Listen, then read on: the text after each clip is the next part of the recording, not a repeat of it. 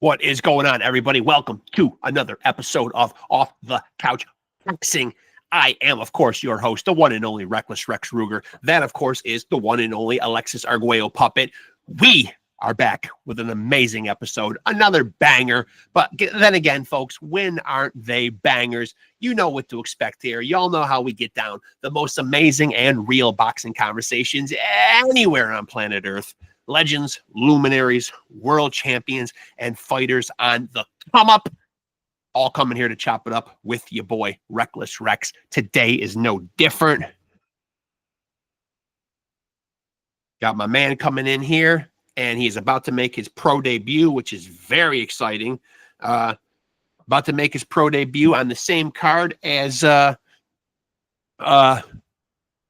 amazing friend of the show, Anthony Pretty Boy Bizarro, and of course, yours truly, and Frankie the Flamethrower, Benji's, will be in the building, not this weekend, next weekend, August the 2nd. We will be in Erie, Pennsylvania at the Bayfront Convention Center. We will be there doing the commentating, which is a little bit of a different look for us, but we're going to try our hand at it. And, of course, you know how we get down. It's going to be a home run. My guest is here, so we're going to get down to it and chop it up with him. I'm excited. You're excited. We're excited. Here we go. Do we got him? Do we got him? Do we got him? Takir, what's up, man? Yeah, man. What's up? See, man. I had a feeling, man, that you wouldn't need any minutes at all, man. I think this is just one of those things where Google Meet doesn't require much other than just the ability to use your phone. Oh, that's cool, man. This is my first time using this app. Yeah, it's pretty good, man, because the only reason that I use it is because, well, obviously it does audio and video, and you can also have lots of people in here at one time. Oh, really? I never knew that, man. I've never done it, man. The most I've had, I lost your video. Your camera went down. 1 second. Should be like a camera icon down at the bottom of the screen there. But I think the most I've had on here is maybe two people at one time. You know what I mean? So you can send the link to multiple people. But I do want to say, though, very exciting. I love having young up-and-coming fighters on here, man. You're about to make your pro debut. Yes, sir. Yes, sir. And this is actually going to happen, right? Because when we talked the other day, man, you weren't exactly sure, talking to the promoter and everything. But this is going down, though, now, August 2nd. Well, I just did my blood work today, and okay. I did my eye exam, but I have to go back to get my eyes checked on the 31st. And today I actually just found out that I see better on my left eye. That's good to know. I suppose that's good to know anyway, man. And I will say, man, I will say that we are coming down. We've been invited down by a friend of the show, Pretty Boy Bizarro. I know you know Anthony. And his exact words to me were, I told him you were coming on the podcast, and he said that he trains with you, and he said that you are drunken master style, that you are the next Emmanuel Augustus with Bud Crawford mixed in. Now, that's pretty high praise. Yeah, man. I actually was just with him, man.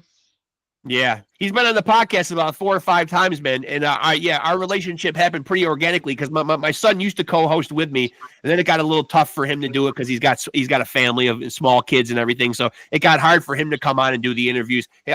He did the first 160 episodes, man. But yeah, so we've had Anthony on a whole bunch of times, man. And yeah, he's great, man. And he actually invited us down, and this is new for us. He invited us down to do the commentating.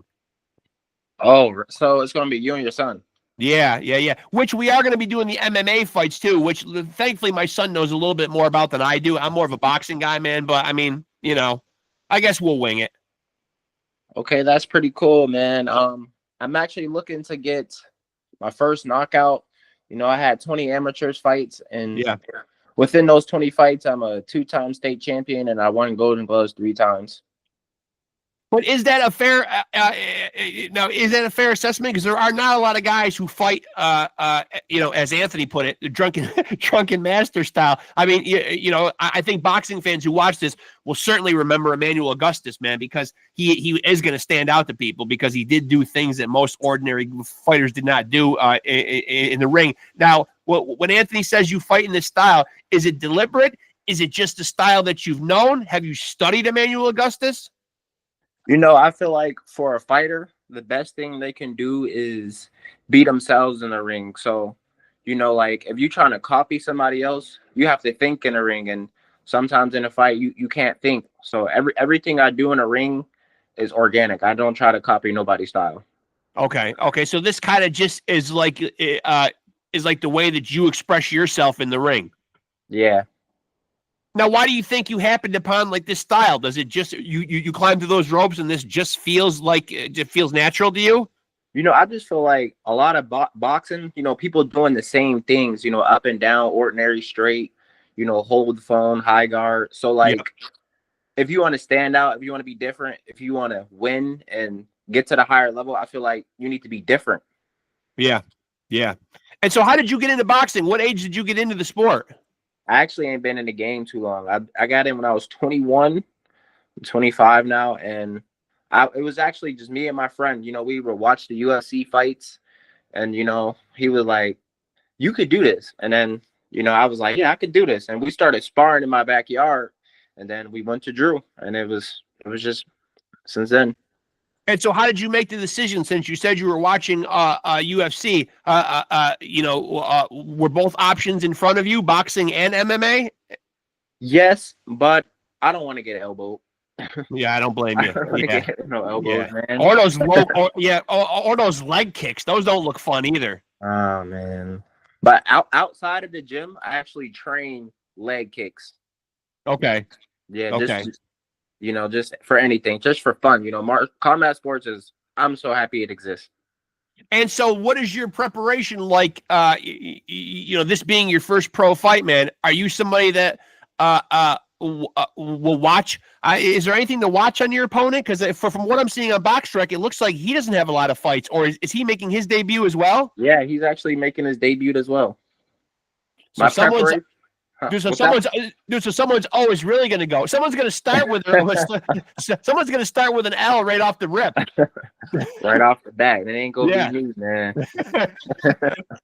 And so what do you know about this guy, man? Like, are you able to find anything out, or are you just kind of saying, fuck it, throwing caution to the wind? I mean, I got a little clip of him. He's an MMA fighter. He has some amateur MMA fights. So, okay. From my analysis of MMA fighters, their boxing isn't pretty good. Once they get hit with a shot they don't like, they tend to be wild a little bit. So Wild's going to meet me, and I might be wilder. And it is a bit presumptuous that he does call himself El Rambo. I mean, that's the nickname that I'm seeing right here. As long as you're still fighting Edwin Vieira. Yeah, that's my opponent. Yeah. Well, they have it down. His nickname is El Rambo. For nicknames, I feel like the people should give you a nickname. You shouldn't give yourself a nickname because you're right. As a fighter or anything in life, you could be like, oh, I'm good at this, I'm good, but then you really not be good. So the people are the judges, honestly. And so, do you have a boxing nickname yet? I had a few. They used to call me ODB. They say there's no father to my style. I'm pretty sure you know what ODB means. Huh? I'm pretty sure you know what ODB means. Listen, man. I'm an upstate New York guy, man. Come on, man. The Wu-Tang Clan belongs to us. Oh, okay. You know what I mean? Like I like old school hip hop, man.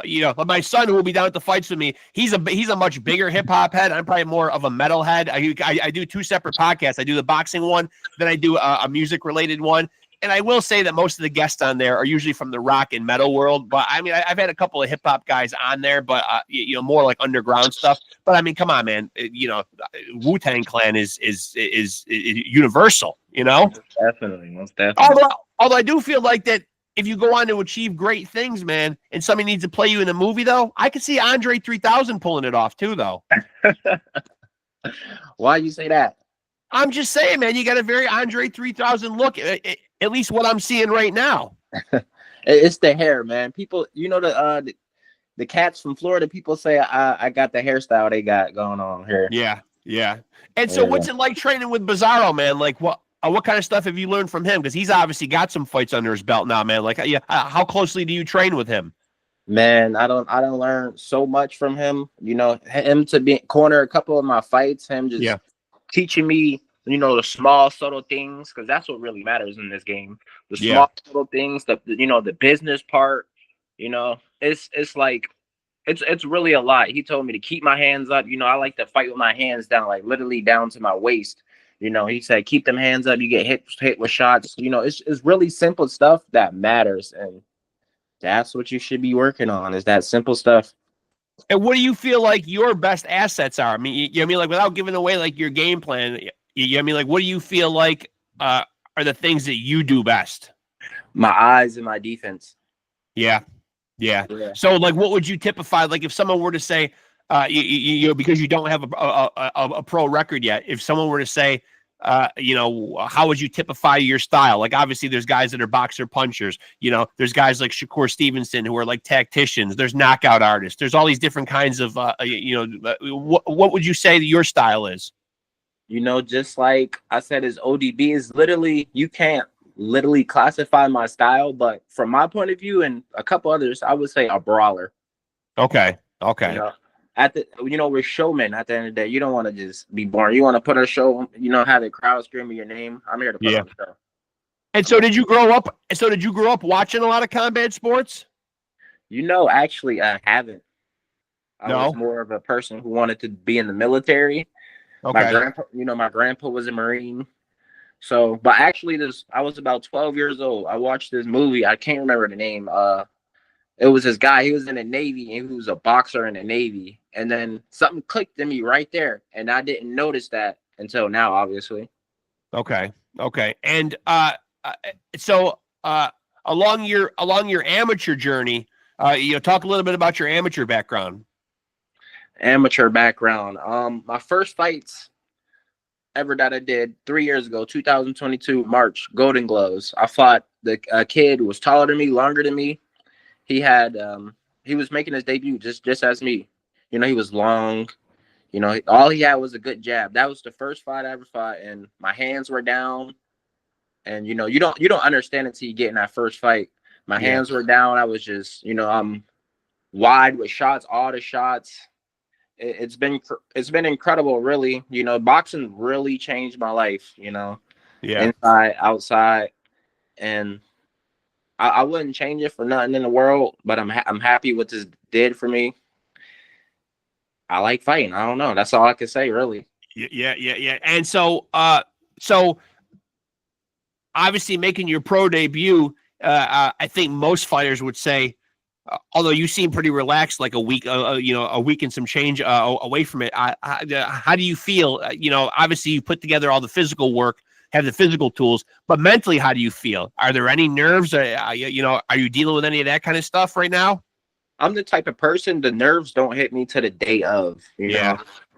So the day of, and then when I see my opponent, that's when the nerves really hit.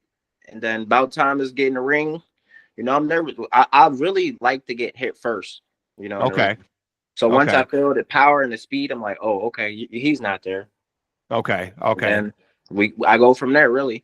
You know what? That kind of makes sense. Man. I mean, I don't think most people would probably say it's a great strategy to let someone hit you first or whatever. But as long as you know that the guy is not going to knock you out with one punch. And I mean, come on, let's face it. How often does that really happen? I mean, it can, but I mean, it's not likely the first punch of the fight someone's going to put you to sleep. You know what I mean? Yep. I kind of understand that, man. You know what I mean? Like you kind of want to see like what's this guy got.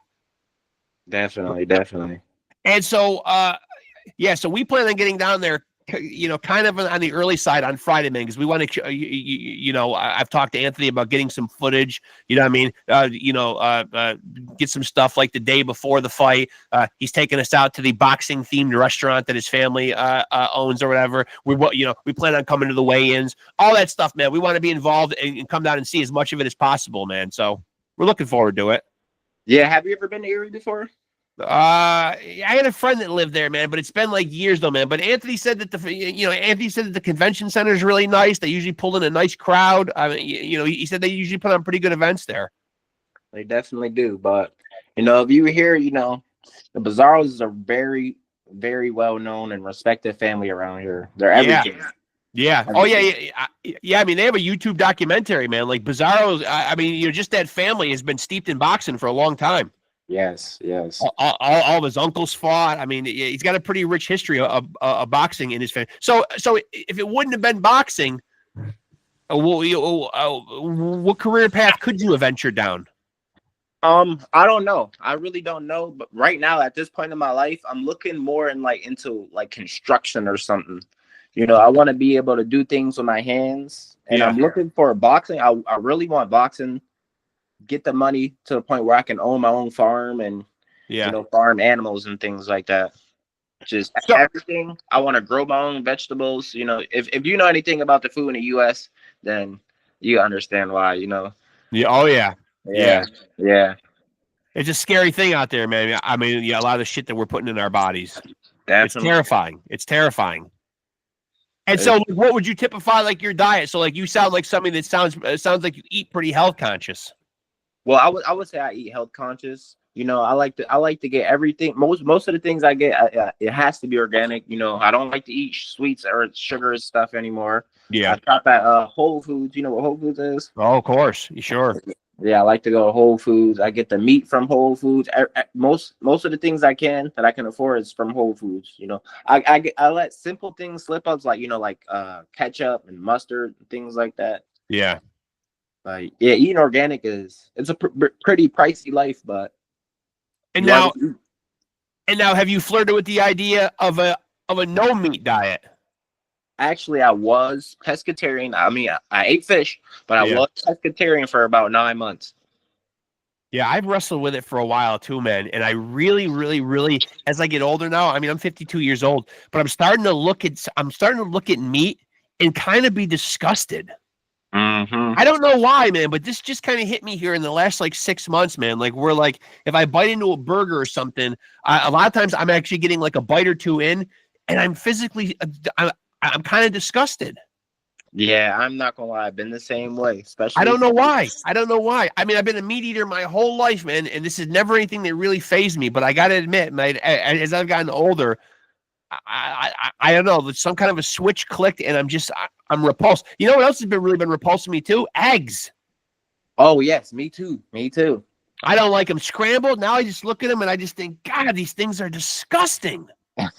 I don't know why, but I mean, because I don't think anybody that's big on nutrition would probably try to say eggs aren't good for you. Obviously, they're a great source of protein, but I don't know, man. There's got to be other ways to get protein. I figured, I study people, and I see we as people, when our body is telling us something, we don't listen. We don't. If your body is telling you that, you should probably listen to it. Yeah. I've been trying to do that more, man. I've been trying to I've been reading a lot on the samurai. I really like the way they have like a minimalist life. You know what I mean? Trim the fat and only kind of take in what you need. I'm really trying to assess okay, man, is this something that I need in my life, or is this something that I can do without? You know what I mean? That's pretty cool. I'm actually fascinated in samurai myself. Yeah. I stopped smoking weed last year, man, because I got pneumonia, and for a while I was just on the edibles, and now I think I'm even to the point where the edibles were like, you know what?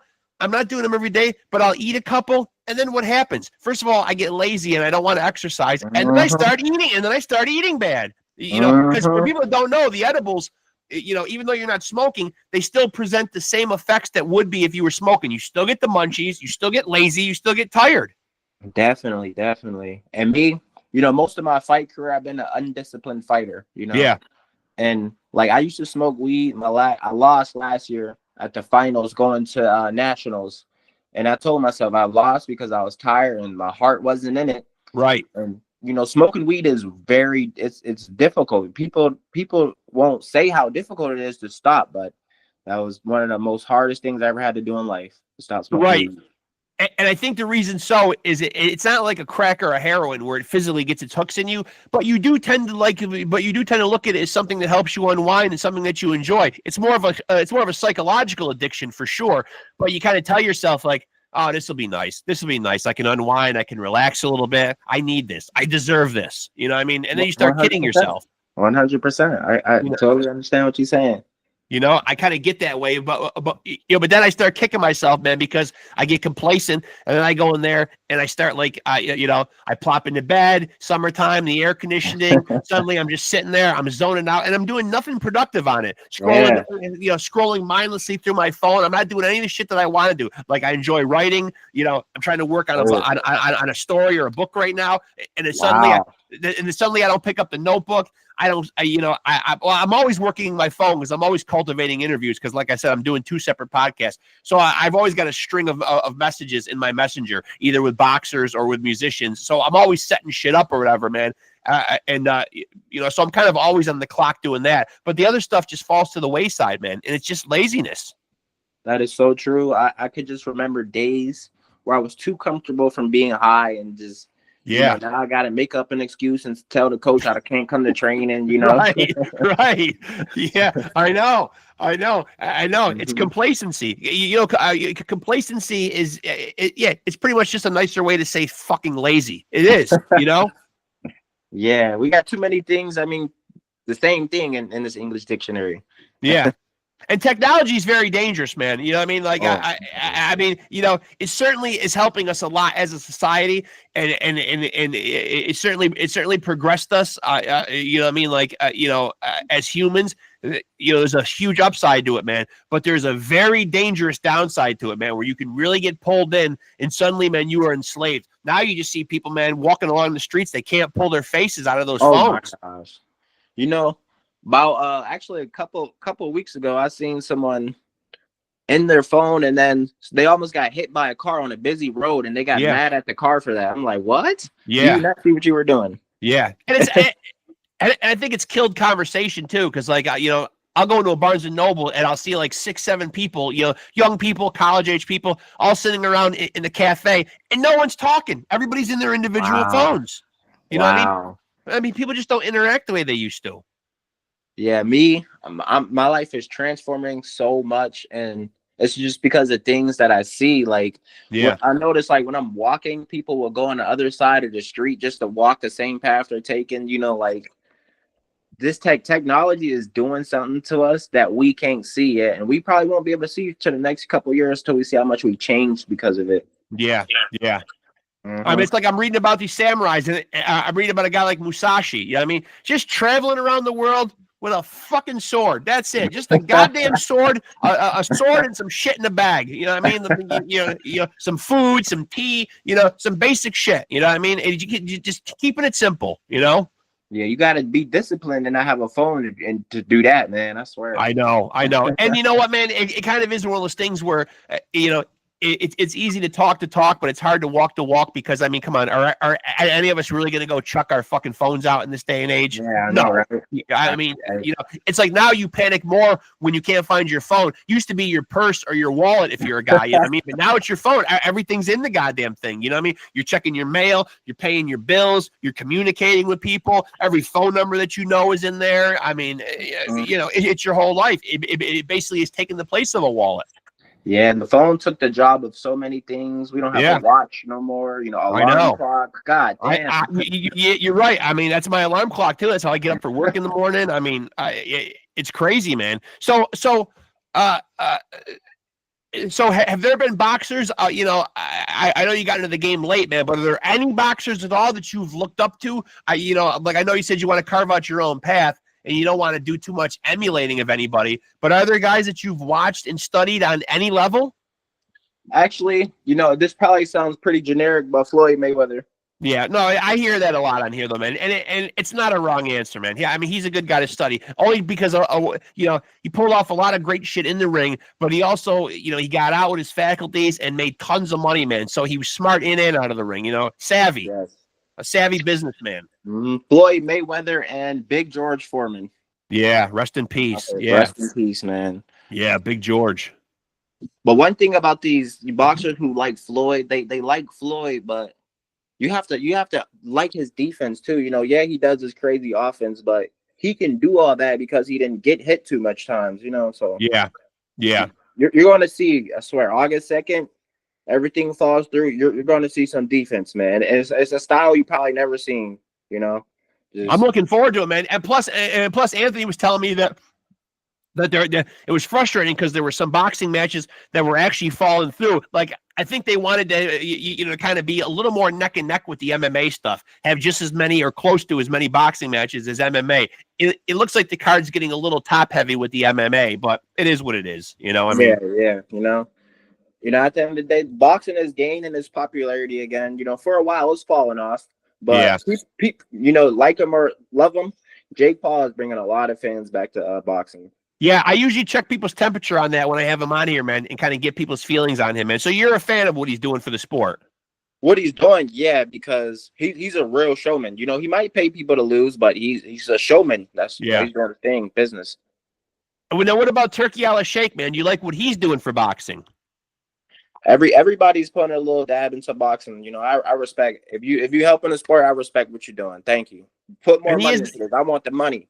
Yeah. Well, yeah. He's getting guys paid, man, but he is giving us those good cards now, man. He's making the best fight the best, which it seemed like for years we couldn't. It seems like for years we couldn't make that happen. I don't know why. Bring this back to the 80s, when we had Hagler and them, we want to see them type bouts. But do you agree with him trying to influence boxers' styles, man? You know what I mean? Like where he said he doesn't want these Tom and Jerry fights. It's almost like he's saying, hey, I don't want guys who use their legs and guys who move. It is a viable strategy, though. You can't just cut somebody off and say, hey, I'm not going to put you in big fights, man, because, you're a guy who utilizes the ring and moves around. No. Most fighters who fight like that probably train their whole life fighting that whole style. So to put a dude in a 3-month training camp, 4 months, however long the training camp is, to train somebody to rework their style in a high pressure fight, no, you can't do that. As a fighter, you get what you get. You're getting punched hard. No. Yeah. And plus, you can't get these guys. I mean, probably these guys have been doing this ever since they were the amateurs. You know what I mean? Like they've developed a style. Shakur Stevenson, say what you want about him. People say he's boring. He's not fun to watch. He's not crowd pleasing or all this stuff or whatever. But he's probably honed and crafted that style, man, probably since he was a kid. That's the way he fights. He's not going to turn into Arturo Gatti overnight and just go in there and have knockdown, drag out brawls. He's not going to turn into that. And a lot of fighting, it's like they worship people like Gotti and these people who get into slugfest. But when they're at the end of their career, when their brain's slow and they got Parkinson's and all this, we need the fans there to be helping and supporting us too. Now, have you thought about how long you'd like to be in the game? Because I've had young fighters on here, who have an exit strategy. It's like they know how many fights they want to have, or they know what age they don't want to be getting punched in the face anymore. You know what I mean? Have you thought out your career to that level because you got started so late? I thought about it, but like in this game, it depends on the money. I can't say if I'm gonna have a certain amount of fights or money. It all depends where I'm at in life. What I learned through life is all the turns and everything don't go your way, so it just depends how the career is going and how everything's going, how the money's flowing. And what would you like to achieve? Like, there's obviously guys, you see a guy like Manny Pacquiao, he captured belts in 8 different weight classes. Then you see a guy like Bud Crawford, who doesn't seem concerned with running through a bunch of weight classes, but he wants to grab up all the belts and get a lot of undisputeds. Guys enter the sport, they have different goals, they have the different things they want to accomplish to carve out their legacy. What would you like to accomplish? I'm more of a minimalist, like you were saying about the samurai. Yeah. Like, I at the end of the day, I'd be happy to just have my name in the boxing history books. Yeah. Okay. So you're not too caught up with I got to grab up a lot of belts. I got to get a lot of accolades. Nope. I mean, I want the belts. I want to bring boxing back to where it was in the 80s. If you got a belt and you're in my class, I want it. That's basically how I'm going to be as a fighter. And what weight do you fight at for people that don't know? I'm fighting at 140 right now. 140. Okay. And do you plan on, because obviously, you know your own body. Do you plan on fighting at other weights? And what do you feel like your ceiling is? Like, what could you go up to? Possibly my ceiling could be 147 right now at this point in time. And I'll say 135, depending on how this weight cut to 140 goes. Okay. It just depends how I feel at 140, if I'm dropping or not. And so for your debut coming up August 2nd, what is making weight? What has the process been like? Just drinking a gallon of water every single day, and Okay. every single day, faithfully. And you're gonna bloat up. You're gonna gain weight at first. Oh, make sure you putting the miles in. With the road work, Yep. training, doing your training. Come this Sunday, it's gonna go up to 2 gallons. Then Monday through Tuesday, a gallon. Wednesday, it's 3/4 of a gallon. And the rest of that, you just keep cutting off. The closer to your fight, the less water you drink. Hit the Okay. sauna before weigh-ins, and then we're going to make the weight. And so you feel like you're on target. Everything is going well up to this point. Oh yeah, I feel terrific. Got the vitamins, got the nutrients. I'm good. Is there anything going into your pro debut that is a concern to you, or do you feel pretty good mentally, physically? My concern is I hope my opponent's able to fight. Is there something that you know? No, I mean, No. I was just talking with the promoter earlier today, and something about his iffy paperwork with his medical stuff, expired stuff. I'm just hoping he'll be all right. So worst comes to worst, you might just have to show up and just throw somebody a beating in the parking lot. Someone's getting these hands on August 2nd. So some way, somehow. I mean, we didn't train and cut this weight for nothing, right? Yeah, for God's sake, someone's got to fucking go down. I actually like to say that the weight cutting is the worst part about fighting. Yeah, I've heard that. Yeah, I mean, I've done over 250 episodes of this podcast, and I've had on OGs, legends, young up and coming fighters, fucking guys with 15, 20 fights, 10 fights, under 10 fights, guys making their debut or right around their debut, all the way up to like guys like James Toney, like guys that are like legit legends. Yeah. I've had Keyshawn on, I've had Shushu on. We've had a lot of great guests on here, man. But I tell you what, man, I get the most thrill though from having guys like you or having guys that are the future of the sport. I mean, having the OGs and the legends on is awesome. It always blows my mind when someone pops up on here that I watched as a kid. It's crazy. But I mean, it's great to see guys that are going to be carrying the sport, forward, and be ambassadors for it. Yeah, that's pretty wild. You had that many different people on there, man. But people like to look too much into the people. To people. At the end of the day, all the OGs, they're just making more money than us, and they're better than us at their point of time.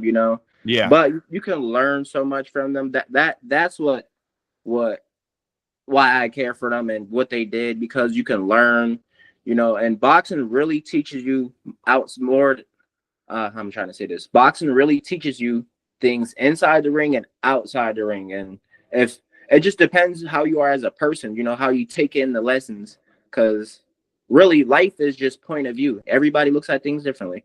Yeah. Now, how many rounds will your debut be? It's going to be 4. And are you concerned at all? And I bring this up on my podcast a lot, man. Are you concerned at all because we do still see a lot of bullshit judging? Are you concerned at all about that? Do you want to? Obviously, nobody wants to leave it in the judge's hands. I'm sure that it's a little nerve-wracking whenever you go to the scorecards. But do you have any reservations? Because obviously we see it almost every weekend where somebody fights an amazing fight and still gets fucked somehow. My last 2 fights, I believe, well, especially this last fight in my own hometown, it was bullshit judging. Yeah. So, am I concerned about this? I mean, he's a shorter guy than me, and I do very good against shorter opponents. So, but this is my first pro fight, smaller gloves, smaller everything. I don't know how things are going to be. So I'm going to say no, because I know how I am as a fighter. I'm going to work this defense to another level. That's my goal. I don't want to hit. I have 2 kids and I want to remember their life. So at the end of the day, I'm going to work this defense. Am I concerned about the judge? And my final answer is no. Yeah, and that is scary, man. You do make a good point, man, because boxing is one of those sports that really doesn't have anything in place for after fighters' careers. You know what I mean? Like you brought up earlier, we do see a lot of these guys exit the sport and they fall on hard times. Yep. Boxing's got to do better, man. Boxing's got to do better with a couple things. They got to do better with the scoring and the judging and getting it right. There's got to be some kind of system of checks and balances, man, like where these guys get called in and say, hey, you scored the fight this way, validate this. Fucking make it make sense, man, why you scored these rounds this way, Yes, I think that's best said. How else can you make the judges more accountable, you know? Yeah. Well, I don't think it's the best idea to necessarily, and I'm not going to name anybody by name or try to take any shots at anybody, but maybe it shouldn't be these 65, 70-year-old guys that never had a confrontation in their life. Maybe it should be guys who fought and climbed through those ropes and know what they're looking for when they're watching two men fight. Even if you did it on an amateur level, or you have just limited amount of fights, but you did it on some level. Those should be the guys who are sitting there like watching two men fight. Somebody who actually climbed through those ropes and did it. That is exactly what I tell people. I have friends outside of the sport that telling me, "Oh, you need to do this, you need to do that, or do this." Like they would say like, "Oh, go crazy in round 1 and use all your energy and go knock them out." Yeah. Like there's 2 trained fighters in there, and you think that's what's going to happen. Right. But yeah. About the judging, that is so true. If you don't understand fighting until you've been in a fight. No, you don't. Yeah, it's and that strategy won't work, man, because because you are dumping that adrenaline, man. You know what I mean? You got to find a way to harness it and control your breathing and all that kind of stuff. You know what I mean? Like you can't just go out there and just like a crazy man in the first couple of rounds, man, because then if your opponent can weather that storm, you're screwed. Yeah, man. Mm-hmm. I mean, then he goes to work, and then it's his turn, and like maybe you don't come out of it. But it's even on the highest levels, you still see it. Like Manny Pacquiao, he won his fight this past weekend. Wow, I actually missed that fight. Even a legend like him, man, he beat Mario Barrios, man. You can go on social media, and it's the general consensus of casuals and diehard fans alike. Everybody thinks that. So even somebody on his level, who's a living legend in the sport, can still get hosed as far as the judging goes. Which is crazy. That is, you got to put respect on his name. You do. I mean, he's accomplished a lot. I mean, eight weight classes. That's crazy, man. I don't think anybody will do that again. Yeah, who else did that? Come on, man. Nobody. I don't know if anybody's gonna, man. They were talking about the Japanese kid doing it, but I think he's too small. Yeah, he is. He's too short, and I don't think he's gonna be able to pack that kind of weight on. Manny's short too, man, but he was just able to do it. I don't know how, man, but he was just able to do it. I seen some highlights, and he still had some speed. His defense was, wasn't as, but he got the speed and the pop. I know for sure. So you feel like, man, that you need a boxing nickname, though, right? I mean, you got to settle into one, right? So someone actually has to W something, and it's got to stick, correct? Yeah, and I'm going to leave that to the people to give me the nickname. Yeah. I would leave it to the people. Yeah. I mean, I would say your pro debut, could really influence, man, a potential nickname. Yeah, for sure. The first fight, in my hometown, and my people there. Yeah. I feel like this is huge. This is real huge. And so you're looking forward to an exciting and successful night, man. It's going to be good. Yes. I want to have the people out their seats. I want people going crazy. I'm going to bring boxing back to the 80s. I swear. That's my plan. And I'm going to make sure, man, that we give you a proper broadcasting call, man. I can't wait to call your fight. I can't wait to call Anthony's, man. It's going to be fireworks. It's going to be fun, man. Really, man. And I'm looking forward to meeting you guys, man, and actually coming down there and actually getting to hang and chop it up with you guys in person. I've never met Anthony in person, man. I've only had him on the podcast like 4 or 5 times. Yeah. So this is new for us. As a matter of fact, me and my son just had him on. Like I said, my son isn't really doing the episodes as much. He did pop in though last week because we had Anthony on, and he was down in training camp, so he was out of town. And it was a good episode, man, because he had the hood on the whole time, sunglasses. He looked like he looked like the Unabomber. And it looked like he was coming from some type of a bunker. He was getting pixelated and grainy a lot, but it looked good. It looked like he was really in the trenches, man. You know what I mean? Like, joining us from a fight camp. Yeah, Anthony, he has the out of all the fighters I've seen in real life, his work ethic is on another level, man. I swear that kid works. He does. Yeah, he does. He's gonna do. Yeah, he's gonna do great things, man. I'm hoping. I told him that. I'm like, look, man, we're coming down to a fight in Pennsylvania, man. The next time, man, when you get on good cards, we're flying out to fucking Vegas. 1 minute we're coming to PA. Next time we're going to, it's only a matter of time, man, before he's gonna get on the undercard of some great cards and then start working his way up. I mean, as long as he keeps winning and keeps doing what he's doing, he's got the pedigree, he's got the good, he's got the family genes, he's got the history. I mean, like he's gonna he's going to keep on stepping up his game, I think. Yeah, fighting got to be in you, not on you. Right. You're right, man. Well, listen, man. Listen, I could probably sit here and chop it up with you all night, man. But I appreciate you, man, and I appreciate you doing this, man. And I love putting on young guys, man, who are just starting out their career or early in their career, man. We're in touch now, man. Stay in touch as your career keeps going, man. We'll keep getting on here and chopping it up, man.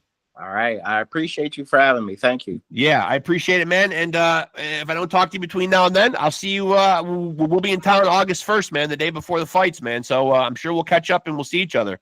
All right. I got you. Thank you, man. Yeah, appreciate you, brother. We'll talk again soon, my friend. Yep. Peace. All right. Later. And there he goes, folks. TAKIR Bolden, who is going to be making his pro debut. Shout out to Anthony Pretty Boy Bizarro. TAKIR is one of his guys down there, man. Another Erie, Pennsylvania fighter. Super excited to get the chance to go down there and call his fight along with Anthony Bizarro's. We're super humbled. We're super honored to be invited down there. The Bayfront Convention Center, Erie, Pennsylvania. If you can be there in person, August 2nd, pop in, say what's up. Your boys are going to be in the building calling the fights. It's going to be exciting. This is a new, a new venture for us. We're super excited with our boxing knowledge and just the fact that we've done hundreds of episodes of this podcast and have such a knowledge of the sport. We feel like we're going to be naturals. We're going to knock it out of the park. We're doing our homework. We're learning about the fighters. We're going to be down in town August 1st, getting the lay of the land, so to speak, figuring things out, getting the finalized fight card, doing our last minute prep and our homework. And it's going to be a great show. We're super excited to be calling the fight for our boy, Anthony Pretty Boy Bizarro. And now new friend of the show, I'd like to say, TAKIR Bolden. Super excited to see what he's going to bring to the table in his pro debut. So going to be an exciting night. And you boys at Off the Couch Boxing, yours truly, Reckless Rex Ruger, Frankie the Flamethrower Benjis, we will be in the building.